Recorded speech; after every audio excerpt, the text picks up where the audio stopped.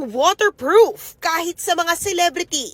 Sa kasagsagan ng ulan kahapon, pinasok din ng baha ang bahay ni Kuya sa Pinoy Big Brother Gen 11.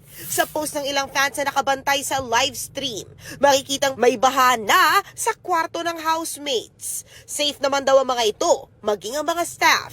Mabilis din daw na humupa ang baha. Napapanood ang Pinoy Big Brother Gen 11 sa TV5, 10:15 p.m. bago ang Frontline tonight sa Kapatid Network. Hello po. Thank you, To the rescue ang aktor na si Gerald Anderson sa ilang pamilyang stranded sa baha sa Banawe, Quezon City nitong Miyerkules. Lumusong siya sa baha at kinarga ang isang bata. Halika. Hawak ka sa akin. Ready mo? Hawak. Okay, let's go. Okay, akong bahala sa'yo. Naispatan din si Gerald sa binahang kalsadang ito na may dalang salbabida para sagipin ang iba pang mga na-stranded sa baha.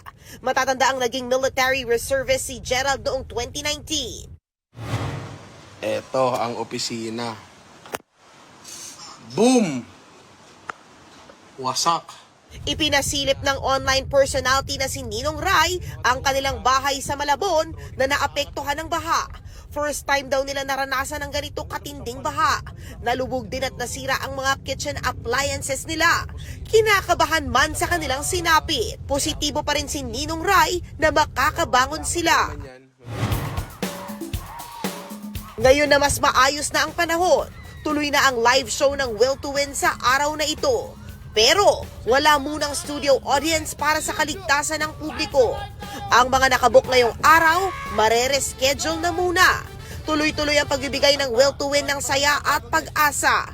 Manood sa TV, tumutok, mag-PM sa kanilang official messenger at hintaying matawag ni Kuya Willie sa Hello Willie, 5 p.m. sa TV5, Bukod Channel, Sari-Sari Channel, online at catch up sa 1PH. Ako si MJ Marfori para sa 1PH.